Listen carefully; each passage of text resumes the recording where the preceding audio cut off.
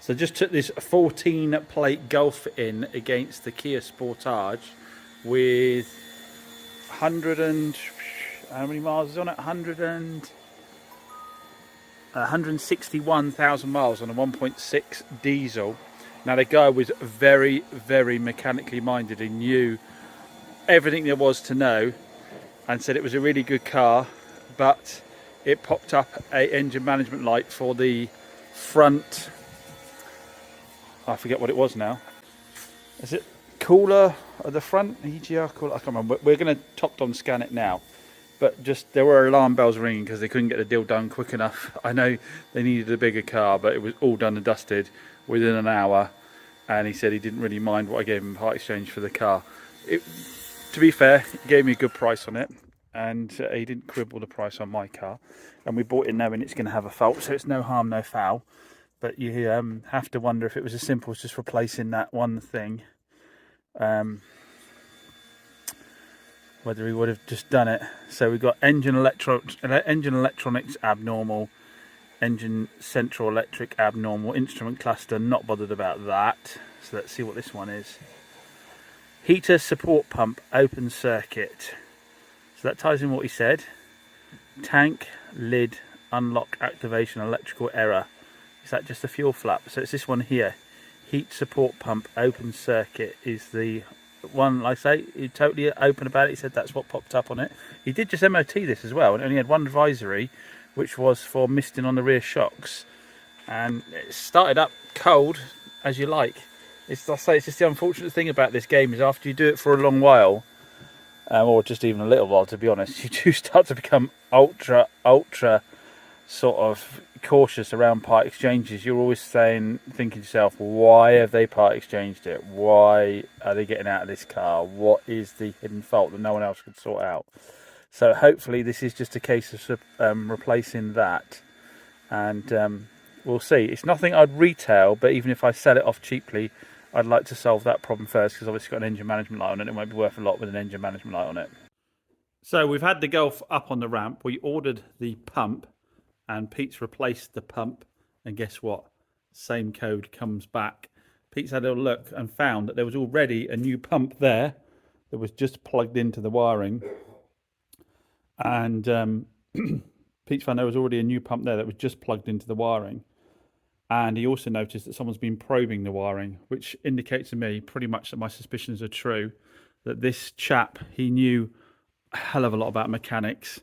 So I reckon he has given up. We've got broken wiring somewhere in the system, or something more serious like some kind of faulty ECU issue. I don't think it's worth us spending the time, because, like I say, he knew his stuff. And if he's had a go at probing and checking the wiring and changing the pumps out and had no luck, then I think we could end up spending a day or two trying to sort it out and still end up with a car that's not working right, that we weren't going to retail in the first place.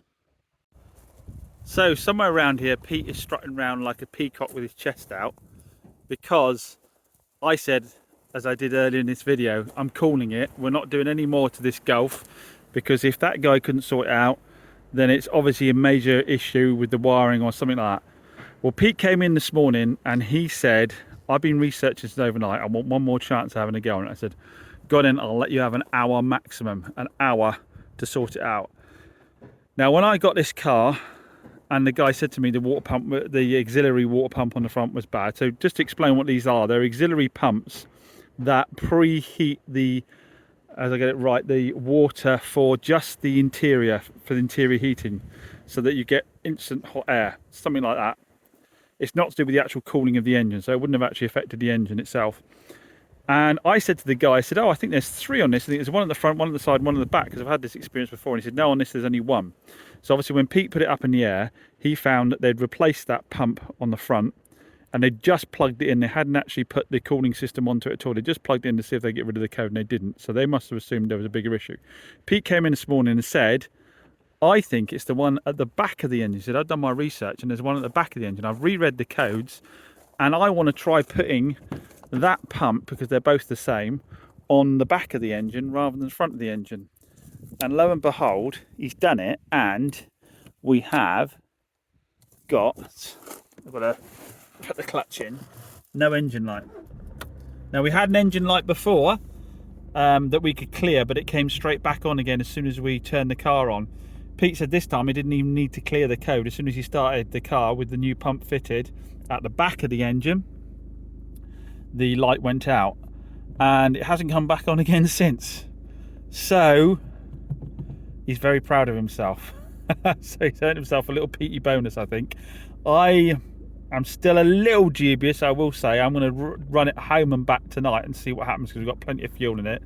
I do need to run an aircon bomb through this because the dog has made it smell a bit. It's looking a lot better inside, obviously, since we cleaned it up, but it still needs another clean up. It was just a basic wet clean the seats, and we'll see if he's right. If he is right and it's fixed, fair play Petey. The question is still what will you do with it, because it is still 160,000 miles.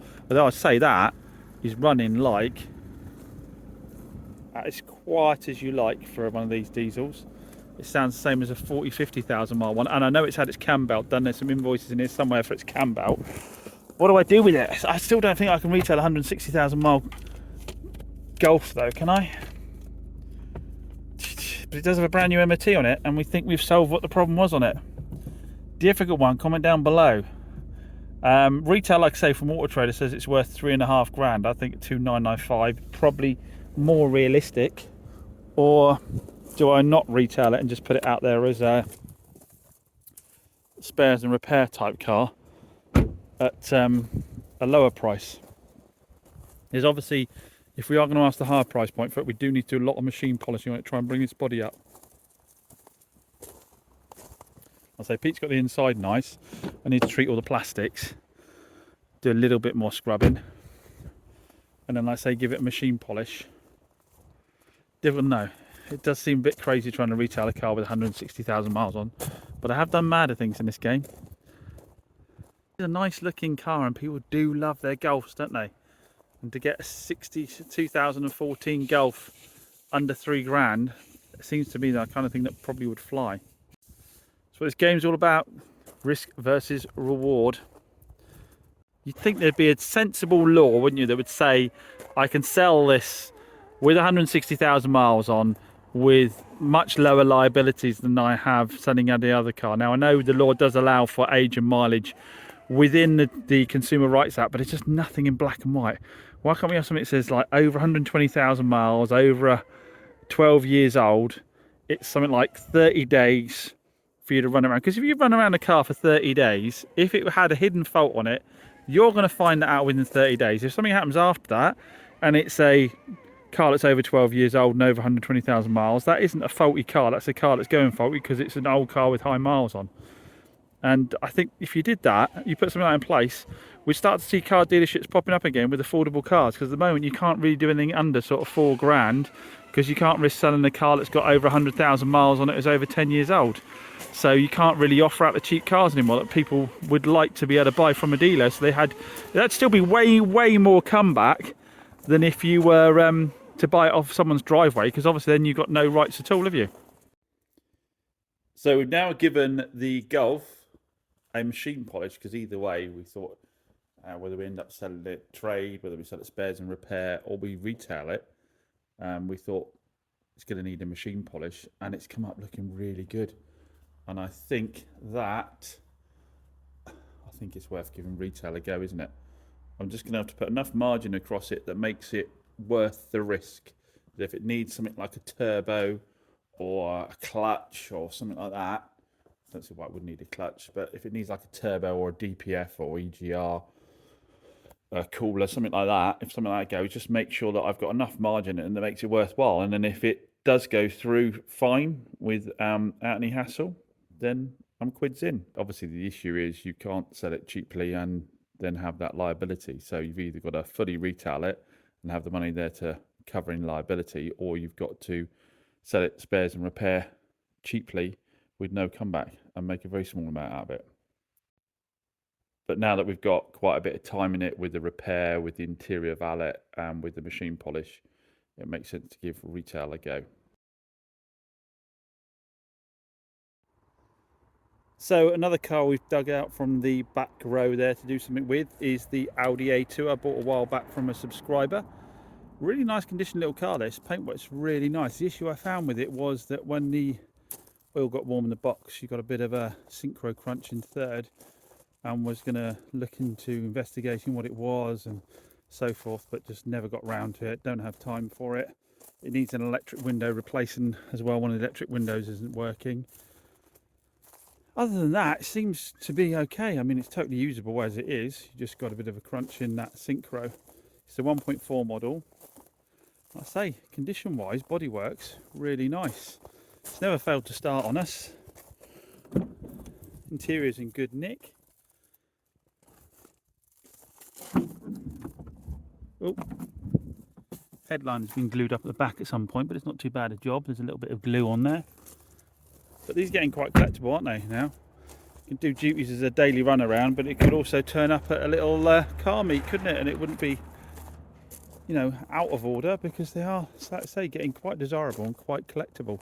Now, a while ago, I suggested that we do, well, I didn't suggest, I put it out there, that perhaps the thing to do with some of these cars is, rather than put them on marketplace and sell them off that way, is actually do little raffles, little cheap raffles, for subscribers to have the chance to own some. I think this is the first car. We'll give it a go with this car.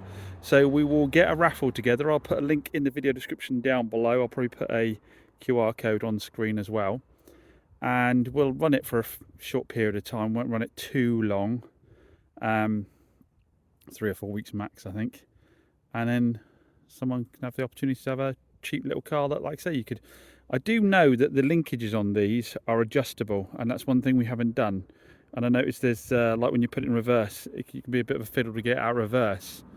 Not really that much of it, but you have to do it quite firmly. I wonder if it's just a case of adjusting the cables, but we've got so much other stock to focus on at the moment. We really, I'm just getting a row of cars at the back there, and nothing's happening with them for ages. You've probably seen the video. So it's time to just move some of it on. And like I say, we'll give this a go. If it doesn't work, it doesn't work. If it works, I'll do it going forwards. Perhaps there's an opportunity for someone to get some nice little cheap runarounds. Oh, and the door also needs a really good yank. Well, this time, but sometimes needs a really good yank. What are the mileage on it? I didn't tell you what the mileage was on it, did I?